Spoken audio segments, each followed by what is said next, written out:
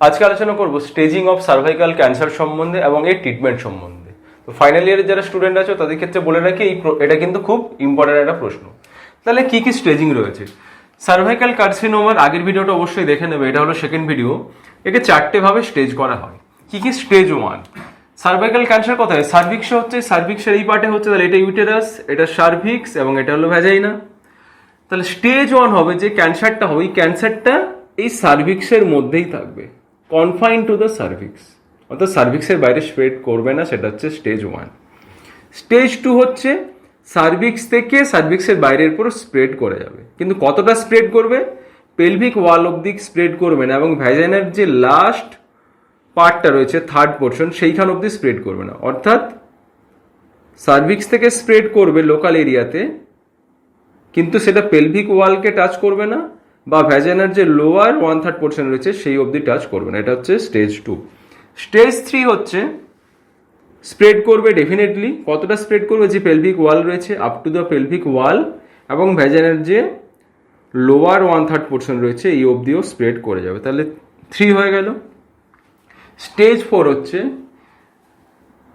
এটা আমি এইভাবে ল্যাটারালি দেখেছি, এখানে র্যাকটাম রয়েছে এবং এখানে ইউরিনারি ব্লাডার রয়েছে।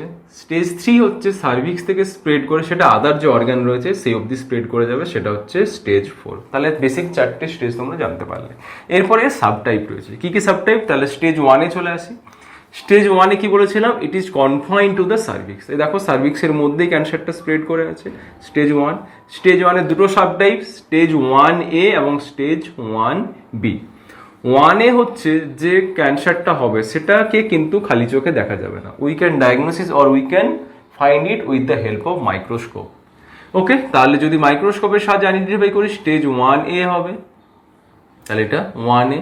এবং ডেফিনেটলি তার থেকে সাইজ যদি বড় হয়ে যায়, বি ফর বিগার, তাহলে সেটা we can see it through clinically, মানে ক্লিনিক্যালি যদি ভিজিবল হয় তাহলে সেটা 1B হয়ে যায়। ক্লিয়ার হয়েছে? এবারে 1A-র আবার কিছু সাবটাইপ রয়েছে। কি কি? 1A1, 1A2। ডেপথ যদি লেস দেন ইকুয়াল টু 3 মিলিমিটারের কম হতে হবে এবং হরাইজন্টাল যে extension less than equal to 7 millimetre হতে হবে, তাহলে সেটা হবে 1A1। আর যদি more than equal to 3 and less than equal to 5 এর মধ্যে থাকে ডেপথটা এবং horizontal extension less than 7 millimetre থাকে, তাহলে এটা হয়ে যাবে 1A2। ব্যাপারটা বোঝা গেল? তাহলে 1A এবং তারও আর দুটো সাবটাইপ আছে, সেটা আমরা জানতে পেরে গেল। চলে এসো 1B, যেটা ক্লিনিক্যালি ভিজিবল হবে। ক্লিনিক্যালি যদি ভিজিবল হয় ডেফিনেটলি সাইজটা অনেক বড় হতে হবে। আগেরটা কিন্তু মিলিমিটারে ছিল, এটা কিন্তু সেন্টিমিটার। লেস দেন 4 সেন্টিমিটার যদি হয় তাহলে 1B1 এবং মোর দেন 4 সেন্টিমিটার যদি হয় তাহলে 1B2। সেন্টিমিটার আছে মানে কি হবে? ক্লিনিক্যালি ভিজিবল হবে। আগেরগুলো মিলিমিটারে ছিল, ক্লিনিক্যালি ভিজিবল পসিবল নয়, we can see it through the microscope. এ অবধি বুঝতে পেরে গেছো? তাহলে 1-এর সাবটাইপগুলো আমরা জানলাম। তাহলে স্টেজ 2, স্টেজ 2 হচ্ছে এরপর সার্ভিক্স থেকে সেটা বিয়ন্ডে স্প্রেড করবে। বিয়ন্ডে স্প্রেড করবে, কিন্তু ক্রাইটেরিয়া হচ্ছে পেলভিক ওয়াল অবধি স্প্রেড করা যাবে না, বা ভ্যাজাইনার যে লোয়ার 1/3 রয়েছে 1/3 অবধি টাচ ক্রস করা যাবে না, তাহলে সেটা হচ্ছে স্টেজ 2। স্টেজ 2-এর দুটো সাবটাইপ রয়েছে, 2A এবং 2B। 2A বলা হচ্ছে নো প্যারামেট্রিয়াল ইনভেশন, অর্থাৎ সার্ভিক্স থেকে সেটা স্প্রেড করবে, ডেফিনেটলি স্প্রেড করবে, কিন্তু প্যারামেট্রিয়ালের অবধি স্প্রেড করবে না। প্যারামেট্রিয়াল কি? Fat and connective tissue surrounding the uterus. তাহলে এই যে ইউটেরাসের চারপাশে যে ফ্যাট এবং কানেকটিভ টিস্যু থাকবে, ওই ফ্যাট এবং কানেকটিভ টিস্যু অবধি কিন্তু স্প্রেড করবে না, 2A। আর 2B হচ্ছে প্যারামেট্রিয়াল ইনভেশন, অর্থাৎ ইউটেরাসের চারপাশে যে আমার ফ্যাট এবং কানেকটিভ টিস্যু রয়েছে সেইখান অবধি যদি স্প্রেড করে যায় তাহলে এটা হয়ে যাবে আমার স্টেজ 2B। 2A-র আবার দুটো সাবটাইপ রয়েছে, 2A1 এবং 2A2। Less than equal two 4 centimetre হলে হবে 2A1 এবং মোর দেন ইকুয়াল টু 4 সেন্টিমিটার হলে হবে 2A2। তাহলে স্টেজ 1 এবং স্টেজ 2 সম্বন্ধে আমরা জানতে পেরে গেলাম। স্টেজ 3 মানে আমাকে ভাবতে হবে, 3 মানে লোয়ার যে 1/3 রয়েছে, 1/3-এ 3 রয়েছে, ভ্যাজাইনার লোয়ার 1/3 অবধি যদি স্প্রেড করে যায় ডেফিনেটলি এটা চলে আসবে স্টেজ 3-র আন্ডারে। অথবা যে পেলভিক ওয়াল ছিল, এখানে যে পেলভিক ওয়ালগুলো ছিল, পেলভিক ওয়াল অবধি যদি স্প্রেড করে যায় তাহলে কি হবে? আমরা স্টেজ 3। ওকে, এবং আরেকটা মনে রাখতে হবে, তার সাথে হাইড্রোনেফ্রোসিস হবে অর নন ফাংশনাল কিডনি হবে, মানে ক্যান্সারের জন্য হাইড্রোনেফ্রোসিস হয়ে গেছে। কেন হাইড্রোনেফ্রোসিস হবে? কারণ আমরা যদি দেখি এখানে যদি কিডনি থাকে এবং এপাশে কিডনি এখানে রয়েছে কিডনি, তাহলে কিডনি থেকে যে ইউরেটারটা আসে এইভাবে করে ইউরিনারি ব্লাডারে আসে, তাহলে ক্যান্সারের সার্ভিক্সে যে ক্যান্সারটা, এই ক্যান্সারটা স্প্রেড করাই কোথায় করতে পারে? ইউরেটারে। এবং ইউরেটারে যদি করে তাহলে কী হবে? ইউরেটারটা ব্লক হয়ে যাবে, ড্রেনেজ হবে না ইউরিনের, তাহলে কি হবে? আলটিমেট ব্যাক প্রেশার ক্রিয়েটেড হবে এবং কি হবে? কিডনিতে হাইড্রোনেফ্রোসিস ক্রিয়েটেড হবে। তাহলে সার্ভিক্সে ক্যান্সার হয়েছে, সেটা ভ্যাজানার লোয়ার 1/3 অব্দি স্প্রেড করেছে বা পেলভিক ওয়াল অব্দি স্প্রেড করেছে এবং তার সাথে হাইড্রোনেফ্রোসিস হয়েছে due to the involvement of the ureter, তাহলে কিন্তু স্টেজ 3। স্টেজ 3 আবার দুটো সাবটাইপ রয়েছে, 3A এবং 3B। 3A হচ্ছে যে সিএ সার্ভিক্স হয়েছে, সিএ সার্ভিক্স কত দূর অব্দি স্প্রেড করেছে? ভ্যাজানার 1/3 অব্দি, এটা 1/3 এখান অব্দি স্প্রেড করেছে, তাহলে কি হয়ে যাবে? 3 তো হবে, 3 কোনটা হবে? 3A। 3B কি বলছে? সিএ যে সার্ভিক্স রয়েছে, ইট ইনভলভ দ্য পেলভিক ওয়াল, এখানে যে পেলভিক ওয়াল রয়েছে, পেলভিক ওয়াল অব্দি যদি ইনভলভমেন্ট হয়ে যায় তাহলে স্টেজ 3B। এবং যদি যে ইউরেটার ছিল, ইউরেটার যদি ইনভলভ হয়ে যায় এবং তার জন্য যদি হাইড্রোনেফ্রোসিস হয় তাহলে সেটা হয়ে যাবে স্টেজ 3B। এখানে কিডনি রয়েছে, এখানে কিডনি রয়েছে। এবার চলে আসছে স্টেজ 4। স্টেজ 4 বলছে extend beyond the true pelvis or involve mucous of the bladder and rectum. তাহলে এটাকে যদি আমি ল্যাটারালি এইভাবে ড্রয়িং করি তাহলে ইউটেরাস, ইউরিনারি ব্লাডার এবং রেকটাম। তাহলে সিএ সার্ভিক্স হয়েছে এবং সিএ সার্ভিক্সটা স্প্রেড করেছে আমার ইউরিনারি ব্লাডারের মিউকাস অবধি বা যে রেকটাম রয়েছে রেকটামের মিউকাস অবধি ইনভলভমেন্ট হয়েছে, তাহলে ডেফিনেটলি এটাকে আমরা স্টেজ 4 বলবো। স্টেজ 4 এর আবার দুটো সাবটাইপ রয়েছে, 4A এবং 4B। 4A হচ্ছে টু দ্য অ্যাডজাসেন্ট অর্গান, অর্থাৎ ইউরিনারি ব্লাডার রেকটাম অবধি যদি স্প্রেড করে সেটাকে 4A বলা হচ্ছে, আর 4B হচ্ছে ডিস্ট্যান্ট অর্গান, অর্থাৎ এখানে যে ইন্টেস্টাইন রয়েছে সেখানে অবধি যদি ইনভলভমেন্ট হয়ে যায় তাহলে সেটাকে আমি বলবো স্টেজ 4B। তাহলে খুব সহজেই মনে রাখতে পারবে। স্টেজ 1 মানে সার্ভিক্সের মধ্যেই থাকবে। স্টেজ 2 সার্ভিক্স থেকে চারদিকে স্প্রেড করতে থাকবে কিন্তু কখনোই পেলভিক ওয়াল বা ভ্যাজানার 1/3 অবধি টাচ করবে না। স্টেজ 3 মানে 1/3 আছে, 3 মানে হচ্ছে 1/3 অবধি যখনই চলে আসবে বা পেলভিক ওয়ালে বা ইউরেটারে চলে আসবে স্টেজ 3। স্টেজ 4 হচ্ছে যখন ডিস্ট্যান্ট অর্গানে ইনভলভমেন্ট হবে, সেটা হচ্ছে স্টেজ 4। এবং তার সাথে সাবটাইপগুলো মনে রেখে দেবে। এই সাবটাইপটা অবশ্যই মনে রাখার চেষ্টা করবে, এটা মনে না রাখলেও চলবে। এখন প্রশ্ন হচ্ছে তাহলে ইন্ডিয়ান সিনারিতে যদি আমি দেখি আউটডোরে যেসব পেশেন্টগুলো আছে তাদের কোন স্টেজটা থাকে ক্যান্সারের।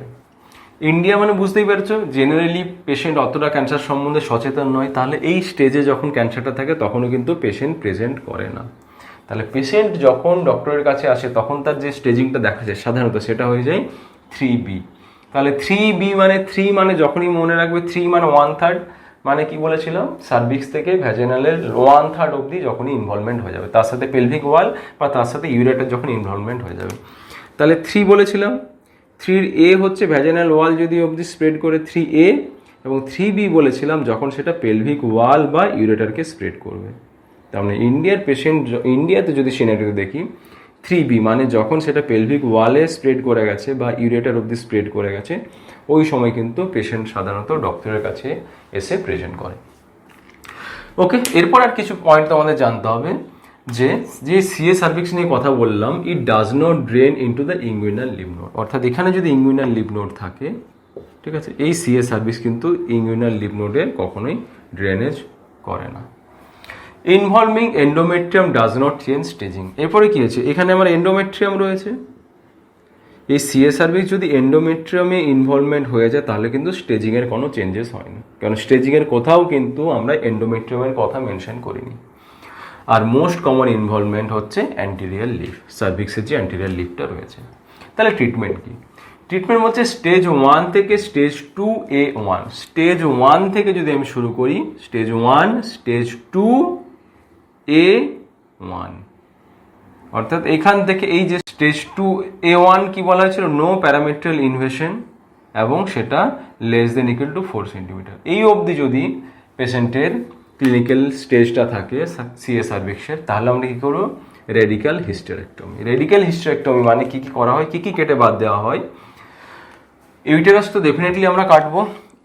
ইউটেরাসের সাথে ফ্যালোপিয়ান টিউব রয়েছে সেটাকে বাদ দেবো। ওভারি, দুটো ওভারি বাদ দেবো। এই ক্ষেত্রে পেশেন্ট যদি ফ্যামিলি যদি কমপ্লিট না হয়ে থাকে তাহলে যে কোনো একটা ওভারি প্রিজার্ভ করতে বলা হয় বা করা হয়।